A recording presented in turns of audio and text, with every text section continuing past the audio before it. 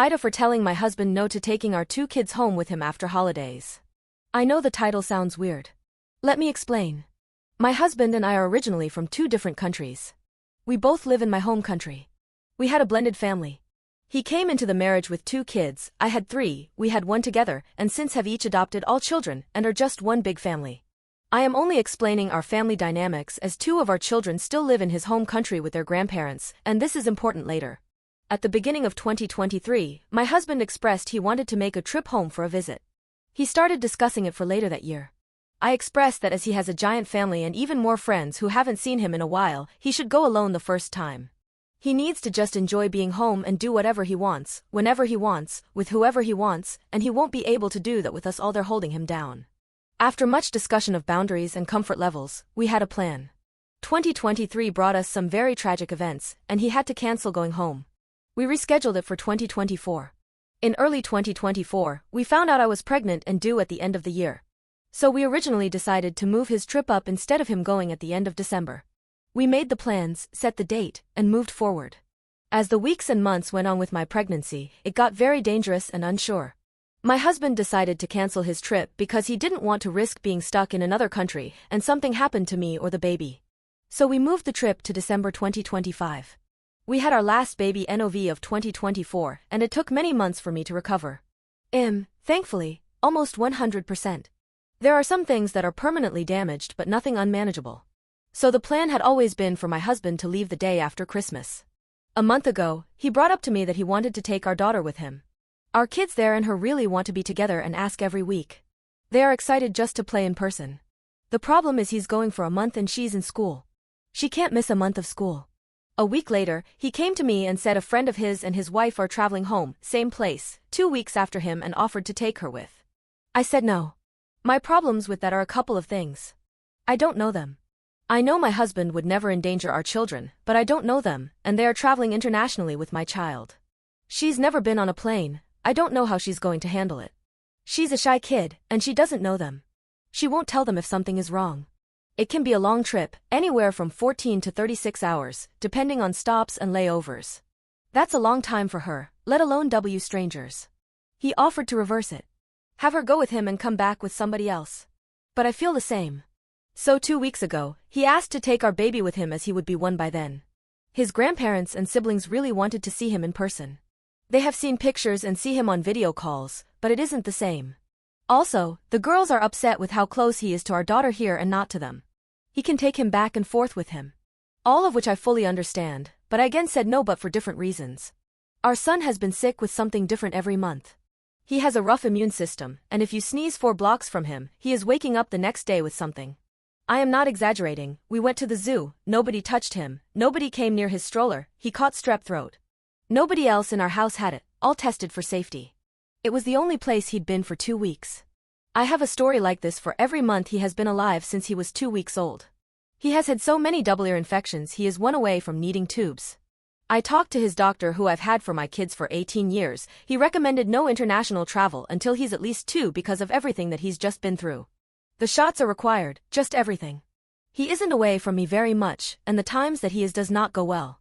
He doesn't eat, sleep, or go to the bathroom normally. Doesn't matter if it's 2 hours or 16 nor who he's with. I had a program I had to go to, and I was gone from about noon to 4 a.m.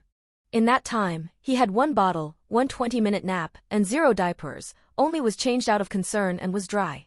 Within 20 minutes of me being home, he had so many bottles peed so much it looked like I left him in the diaper for hours and was immediately asleep when I was done eating. It's like this every time. I understand that for a month, he will eventually adjust.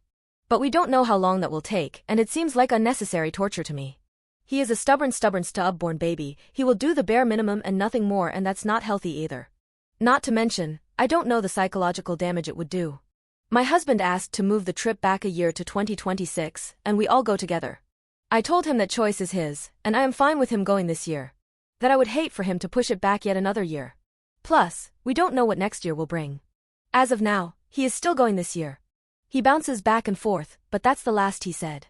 It might change as it does sometimes min to min. So understandably, my husband, our kids, and parents are upset.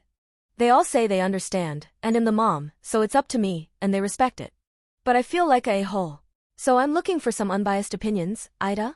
Am I being too overprotective? Update. To answer some common questions IR comments I am seeing, so I don't have to do it individually. Yes, our 2 girls are living with their grandparents. Relax, they are fine. We 100% support them, talk to them multiple times a day, spoil them so much their friends ask them to ask their parents to send them things.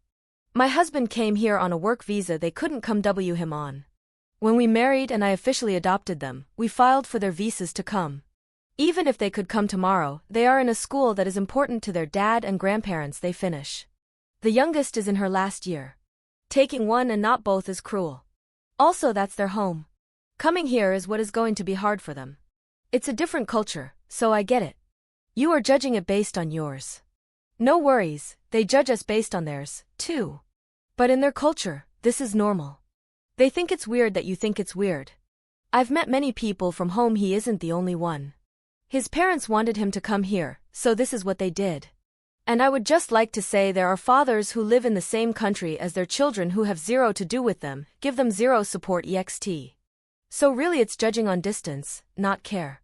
I get why it sounds like I don't want our children going there ever. When he rescheduled the trip in 2024, it was supposed to be in June and our daughter was going with.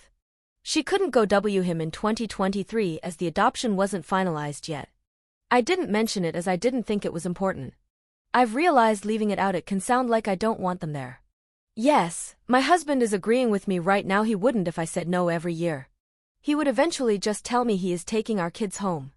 His home is as much a part of our children as mine is. It's half of who they are. They will spend lots of time over there throughout their lives.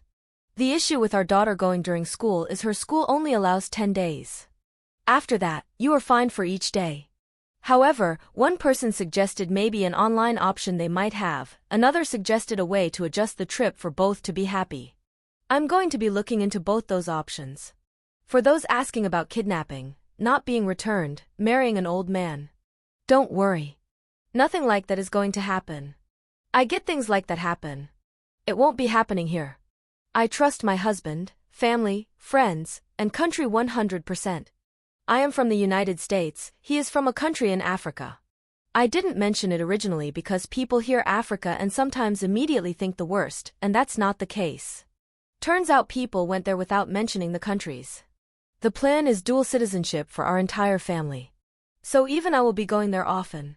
I'll update again if anything comes up or I see more common questions. Oh, and FYI to those who say I'm a control freak and I must have everything my way. My husband said I wish I was the boss over everything and not to let it go to my head. But thank you, I now am able to tell my husband strangers online said I'm the boss, so he must do what I say. I've already tried it once tonight. He laughed, shook his head, and walked away, but don't worry, in time, he will accept the new rules.